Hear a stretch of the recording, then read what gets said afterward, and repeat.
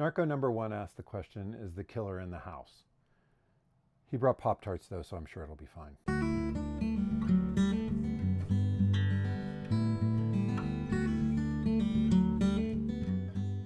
Welcome to my comic diary. This week's new releases didn't really have a new indie number one that jumped out at me, so I went back to a book that caught my eye when it was released a few weeks ago. Narco number one from Image Comics immediately sold out on the day of release and is going back for a second printing that gets released, I believe, this week.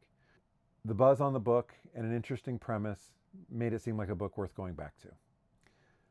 Writer Doug Wagner and artist Daniel Hillyard have been working together for a minute. They've built the Plasticverse, a loosely connected series of books about serial killers and the bizarre worlds around them, and they include plastic, vinyl, plush, and most recently, I Was a Fashion School Serial Killer. Narco is their latest, and since I haven't read the others, this is my entry point. Colors are by Dave Stewart, and letters are by Ed Dukeshire. Marcus is a serial killer obsessive and blogger, but harmless enough. He also has a form of narcolepsy. Whenever he gets excited or stressed, he passes out. He's mostly adapted by staying at home, blogging, working out in his apartment, and quietly pining for his neighbor Jess. When he appears to witness Jess's murder, he collapses on the scene and wakes up the number one suspect. According to the solicit, that means he's going to have to leave the apartment and investigate, which seems like it would be an issue for a guy who passes out under pressure. Narco number one appears to have Hitchcock vibes like Rear Window and Vertigo, where our guy's physical limitations are actually a narrative driver and not just a character trait. So let's dive into the book. The cover of Narco number one by Hillyard is great. Marcus at his computer and presumably blogging about serial killers while Jess menaces him from behind covered in blood amidst a shower of Pop-Tarts. Which raises the question, is Jess actually covered in blood, or is it sweet, delicious Pop-Tart filling? If that's intentional, I'm here for it, and it reflects the sense of humor you see through much of the book.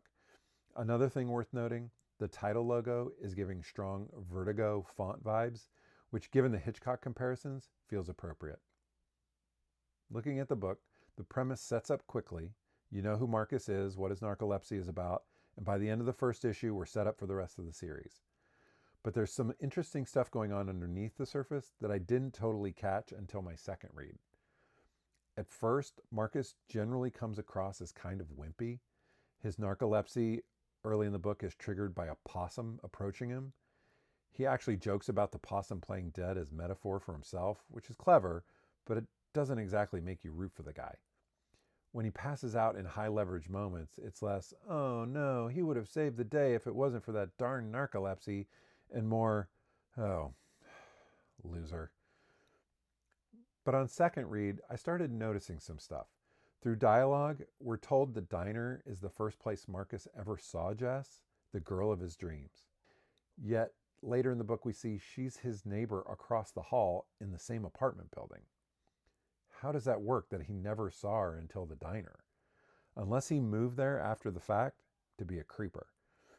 There's also an early scene where he uses a backdoor password to poach her Wi-Fi, and then is supposed to be fixing her Wi-Fi later on when they're talking in the diner.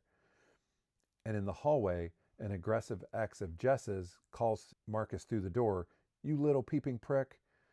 So I went in thinking this was a straightforward who killed the girl, but now I'm asking a different question. Is our guy actually the hero of this story? I feel like I saw in the press around the book hints that maybe Marcus isn't entirely free of suspicion.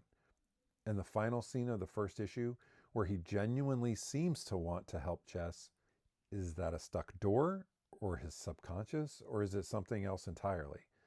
And then on the very last page, as Marcus passes out, the door opens, and there's a figure in the hall with a silhouette that looks a lot like his.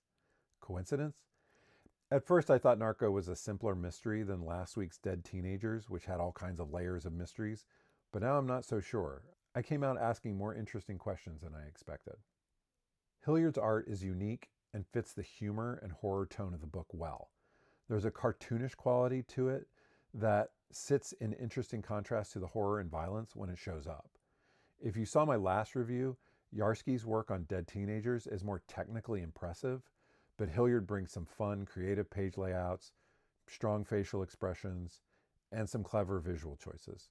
One that ties together a lot of what we just talked about are several panels throughout the book that are framed as peephole views. These peephole views are actually doing a lot of work. There's the rear window binocular voyeur reference. There's the X's peeping prick comment. There's Marcus's general separation from the outside world because of his condition. And then there's the final scene where the peephole view of Jess covered in blood is the last thing we see. Whether that's Marcus watching or something else entirely, those panels are doing a lot. Another artistic choice by Hillyard, illustrating the narcoleptic fits with disorienting psychedelic waves and a fall into black liquid, gives it kind of a 60s aesthetic that ties back into the Hitchcock/Vertigo visual vocabulary pretty well. The backgrounds and quieter scenes are pretty standard, but when Hillyard cuts loose, there are some really cool moments sprinkled in there. So where does Narco land? It's a Hitchcockian whodunit that seems somewhat straightforward on first read. It's got a quirky premise, likable enough characters, and competent art. But on second read, there's a darker, more interesting question that's lying underneath all of it. Is Marcus really the hero of our story, or is there a longer game there? I went into this thinking this was going to be a pretty simple mystery and came out a lot less certain of that. My verdict? Wait for the trade. It's a 5-issue limited series. It's one trade and done. And Wagner and Hillyard have set up enough intrigue in this first issue to make it feel like it would be worth it. Hilliard's art has personality enough to carry it, and if they deliver on what they're setting up, it might be enough to go back and track down the earlier Plasticverse books for people like me who haven't read them. So that's today's entry. I'd love to hear your thoughts on Narco #1 in the comment section. Did anyone else miss the creeper vibe on first read, or was it just me? This channel is about building a community to talk about comics, and I'd love to hear your thoughts. Please like and subscribe, and I hope to see you next time.